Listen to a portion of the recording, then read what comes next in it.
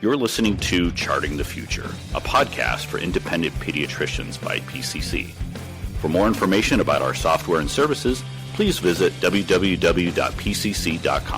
or visit us on social media. All right, so you ready? You go for it. So here I am at the Florida chapter meeting. I counted yesterday, and I think this is my 11th or 12th. I say I counted yesterday. I don't remember the number. Oh, this is my 12th year, but I did miss 1 year in the middle. You did, yeah. I did miss 1 year. So this is my 12th year. 11th, there's been 11th 12. year, 12 years, over the last 12 years, 11. I've been here 11 years. I've presented here at the Florida chapter meeting, which is seriously one of the events I look forward to the most. I like it for many reasons, not the least of which other chapters are going to get mad, but this is the friendliest chapter. We are indeed the friendliest chapter. And I am with the person responsible for having me here most of the time, or all the time really. That's Alicia Adams. You're technically the executive director, right? Of the Florida chapter. In fact. Executive, not technical.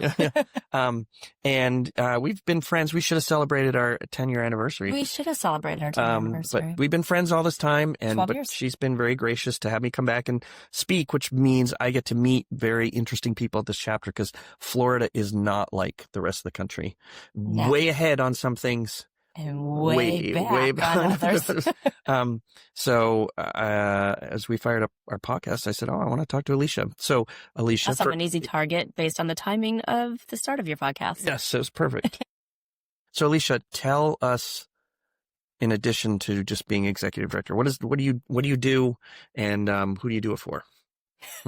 It's an awkward way to phrase that question, Chip, but short. Classic for me, yeah. Yeah, well, yeah, now that's that your listeners will on brand. learn that is in that, yeah. So yes, full-time day job, executive director for the Florida chapter, American Academy of Pediatrics. Full-time plus, we'll say, because it's not your traditional full-time, yeah. Outside of that, my husband and I have a podcast that we're kicking off, Marrying Your Passions, and that's been an interesting addition to the schedule. We have a new puppy, so that's been keeping us busy too. Mm-hmm. Yeah, she's here. You will get to meet her today. I saw her yesterday. I know you should have said hello. Yep. But you can. Nathan's going to bring her by. The event manager wants to see her, so perfect. You'll get to see her today. And then any chance I get, I'm either traveling or scuba diving. Oh, nice, excellent. Healthy. I don't know what's the word I want. Healthy activities, healthy hobbies. You can say that. Yeah. So paying to breathe air. Oh, and is that like an expression people use? To scuba dive, you literally pay for a tank of air. All right, I got it. Okay. Learn new things. I never heard that expression before, but it's good. The in your job this year or last couple of years, it's been crazy, extra. A little extra. Yeah, a little extra. What are you seeing in your job this year that you haven't seen before? Well, none of it's stuff we haven't seen before. Mm-hmm. It's just a different variety. Well, here in Florida, I think you guys are more attuned to this kind of government behavior than anyone else. We're used to it. Right. We're more used to it than others. So nothing truly surprises us anymore. Right. Medicaid, obviously, coming back full circle. It's a fight you guys have been fighting for 15 years.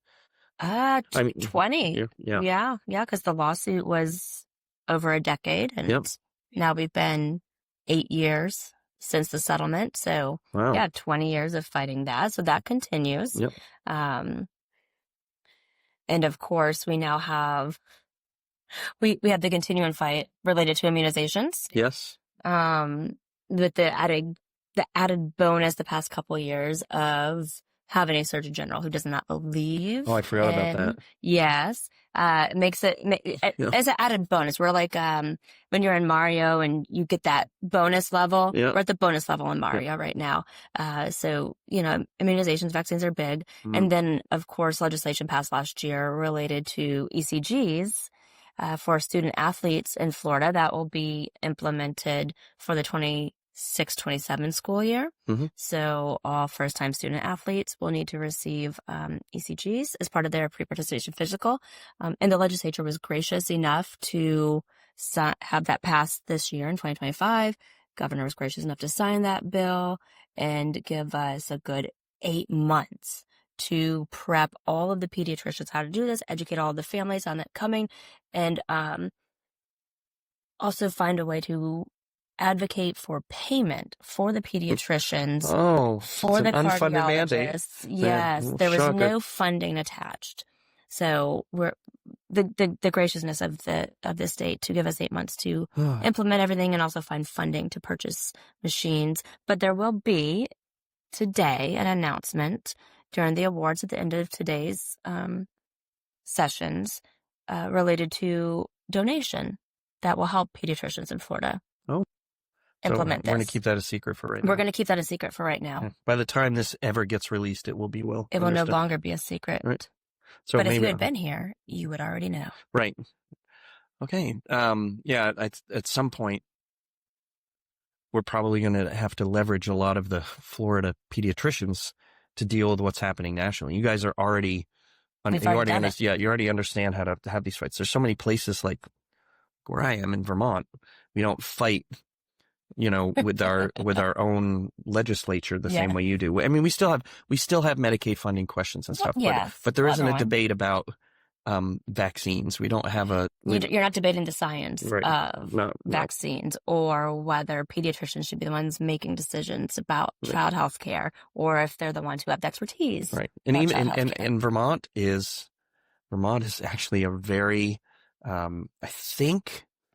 I think this might be true. I'm going to have to fact check myself on the podcast. Well, I don't know. It might not be that Vermont has the least restrictive concealed gun laws and purchasing laws.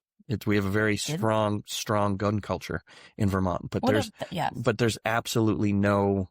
I've not seen any pushback to the Bright Futures gun question like you had here in Florida. Yes. Yes. Well, y'all like your guns, but you want to be safe with them. Yes, that's so far. All right. So this year in Florida, what is keeping you up at night? Oh, at the moment, it's the ECG implementation. There's a lot of worry about getting the machines, getting paid to do this. What does an ECG machine cost? About $10,000. That's all? That's it. Okay. Pediatricians have that in their back pocket. Right, so it's easy. Yeah, easy. There's training of staff. If you're in private practice, this is not routine. Well, did you not just add, how long is the procedure? It doesn't take long. You gotta prep the kid, right? You gotta put the things on. What I'm wondering is, did you just add 20 minutes to every teenage? 20? No, maybe 10. I'm not a doctor. Yep. Maybe 10, depending on the efficiency of the setup within the practice. But again, unless you are one of the counties who implemented this early a few years ago, this is not part of your no, it's not part of your standard workflow. operating procedure. Right, to me, obviously the payment means everything. The payment fixes or breaks everything. For what you do. Yeah, but the workflow impact is the thing that just grinds everybody. The workflow impact, the training of staff is not just the physician who's involved, the education of the patients, the families. And what is it is it a pass fail? I don't know. No. So here's the challenge with it is you get a reading out, right? Yep. You watch the doctor TV shows and you have the little machine with the lines. It's that, right? That comes out and then you have to interpret that to, is there an underlying condition? Is there something you need to be referred to a cardiologist for? But if you're a, general practice pediatrician, that's not your everyday. You're not a cardiologist. So now you have this extra liability of reading these or the responsibility of referring out to a cardiologist. And there's a workforce shortage, which means there aren't enough pediatric cardiologists to read these results, which means there may be a delay in students getting their no matter what, even to play. With the best intentions. Assuming it's a family that can pay to get the test because the tests are not free. Is this something that AI is going to do? There's talk. It doesn't exist. Yeah, there's talk. But of course, then you're talking the challenge. I mean, you see the news, right? AI just makes up resources and case studies and lawyers I should reporting rephrase that, things. though, because I don't want to call that AI. Are they just going to have a computer A be machine. able to? Yes. So I think I just don't know. I think there's programming now that can do the initial, like, this is bad, this is normal. But the challenge is, the test is to clear someone to play in sports. We're talking like football and soccer and all of that. And you don't want to be the pediatrician who gives that clearance based on a machine or a computer telling you.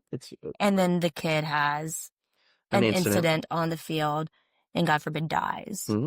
And and of course, then the family has but the doctor said there was no heart issue because a machine said, AI said, or well,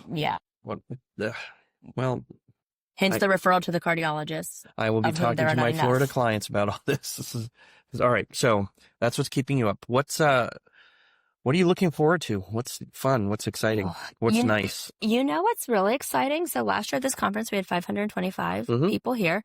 This year, we are 3 shy of 600. Wow. So 597, let's say, I'll do my math, that's a 15% increase. Which is not bad. It's, COVID obviously killed a lot of in-person things, and there was a slow return to the steady growth we had seen. But yeah, almost 600 is pretty dang good. Yep. And it's interactive. Mm-hmm. A lot of these, even with good attendance, you have people sitting in lectures, and that's fine. That's fine. You can get stuff from that. But the interactive part of this and the involvement of the attendees in the actual activities this year has been great. You had more vendors this year. We did have more vendors this year. Because I've been coming here for a long time. I was like, you had to rearrange slightly. You had to. Yes. We played room Tetris. Oh, yeah. We know that. I know that from the users conference stuff that we do. And I guess I should. I've never articulated this, so I don't know exactly how to describe it. But you can tell a lot about a conference based on the vendors who attend. In the good old days, if I went to the AAP NCE and then I went to Pri-Med with their pediatric show, which was a competitor to the NCE meeting.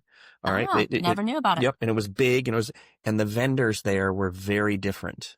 It was a lot. I was like, I'd say 50, 75% crossover, but then there were very, very different vendors there. And, you have vendors here, like some of the vendors you have here, I've known for decades. There are some vendors here, PCC included, that have been coming from the beginning. This is their 12th year exhibiting, including like PCC, who stuck with us in 2020. We went fully virtual. We did a fully virtual booth. Oh, I forgot about that. We did that whole thing.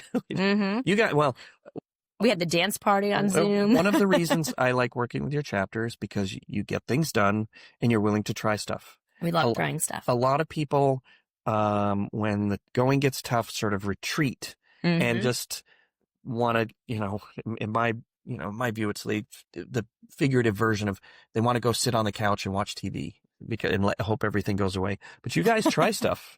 And which is why we have a giant raccoon as a mascot. That's right. That is now being sold on T-shirts and hats, and comes to events. I have my mascot shirt. You have your mascot, and we've received our official paper copy of our copyright for our first children's book featuring Flynn. Also available for sale on our website. All right. And in the bookstore. And you can have I will sign it for you, Jim. All right. Who wrote it? Yours truly. Really? And illustrated by the one and only John Horn. Really? Really. Okay. That was a scoop for me. That was my first scoop. Exclusive. Did you not see the book at NCE? There was a huge rack in the middle of the shop AAP store. No. Book was there. The Flynn stuffies were there. The Flynn keychains were there. The hats and the shirts were there. Wow. It has my name right at the bottom. And a Florida raccoon. There's no animal tougher than a Florida raccoon. Look, a raccoon will throw down. You try to get a raccoon's babies, it will throw down. And if that doesn't scream pediatrician, I don't know what does. Right. I know a couple of pediatricians who shall remain nameless, whose dream it is to own a pet raccoon. And they could have their very own Flynn. I do occasionally, but with some regularity, get Instagrams of people, capturing the raccoon. Fun story. The last time we moved, the guy who came to install our security system at our home, so in Florida, you can have a license to have different types of wild animals. He has a raccoon because he saw the box with the Flynn shirts and he asked what it was. Oh, and then he went. And then proceeded to tell me about his Florida wildlife license and his pet raccoon. Amazing. Is a raccoon good for anything as a pet? Besides entertainment. It seems entertaining. Right, but they can't guard. He's a cat. They have hands, so they can walk and you could train it to go pick up get me a beer. Bring me a beer. Exactly. All right. Well, thank you, Alicia, and thank you for inviting me every year so far. I haven't blown up anything. I haven't ruined it yet. No. But to everyone listening, the Florida chapter is, especially if you have a family. I hate trying to I'm not trying to pigeonhole it to be like a family event, but we're sitting here watching one of the attendee physicians walking out dressed entirely as Snow White. The president of the Florida Medical Association, former president of FCAP. There you go. Just presented and did it in full costume. Right. And as only a pediatrician could. That's the joy of this job. And I used to come here when my kids were younger. We came every year, and in terms of if you're a pediatrician and you need your CME or you want to go see this good stuff, this is the best way to get a Disney vacation out of it. And not have your family mad that you're gone another weekend doing CME. Because they're busy at the pool, on the boardwalk, they won't even miss at the you. parks. They won't even realize that you have left the room. I will tell you, having done it, what you do is you do your work, and then you say, I meet you at lunch at Magic Kingdom, and everyone wins. And our attendees get discounts to the theme parks. So you can come to all-day sessions, get your 4 p.m. deep discounted entry. Yep. And now your family's happy because you're playing with them. Your boss paid for you to be here. So it's a tax deduction. It's a business expense. And you're saving money. Right.